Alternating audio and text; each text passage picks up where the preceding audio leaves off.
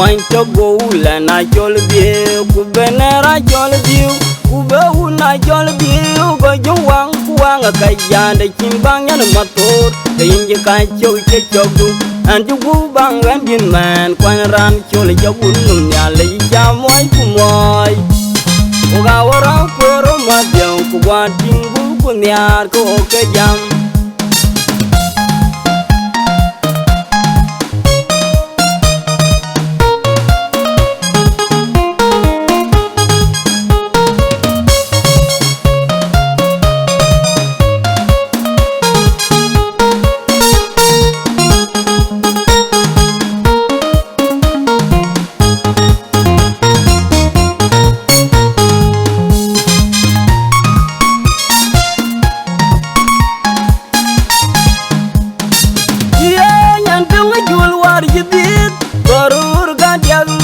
Wajin jab ku bi moin to go la na chol bi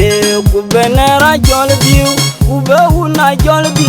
go jwang kuang ka yande kimbang yan mator kayinje ka chou che chogu an ju gu bang an din man kwan ran chol jagun num ya le ja moy ku moy o ga wara kwero ma biang ku wa tingu ku nyar ko ke jam ya chemoy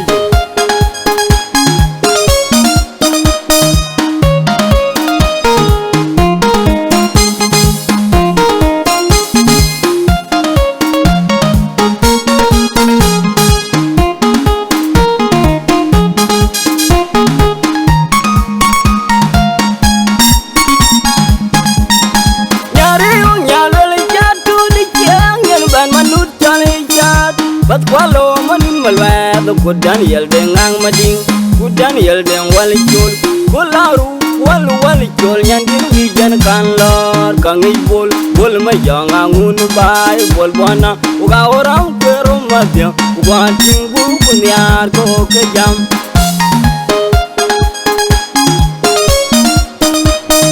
na jam mo pandet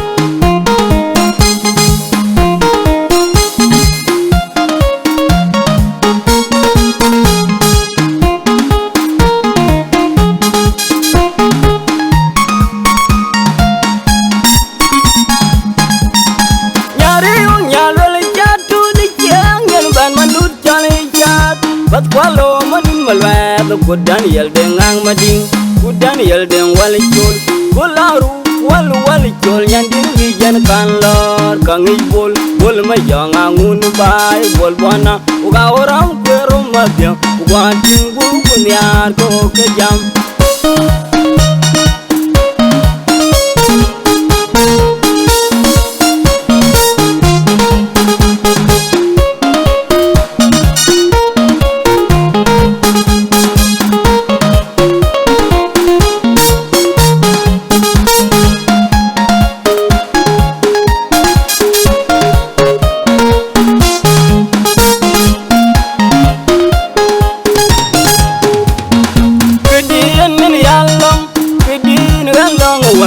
Kedien in a young long trip from young Elke wet the young wet one.